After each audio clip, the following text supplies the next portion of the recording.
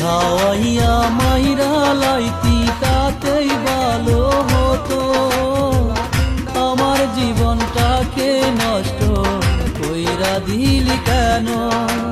বিষ খাওয়াইয়া করতে সুখের বসবাস, যদি পর মানুষের ঘরে তোমার বসবাস, আমায় কেন ভালোবাসা করলা জিন্দা লাশ? যদি পর মানুষের ঘরে তোমার বসবাস, আমায় কেন ভালোবাসা করলা জিন্দা লাশ?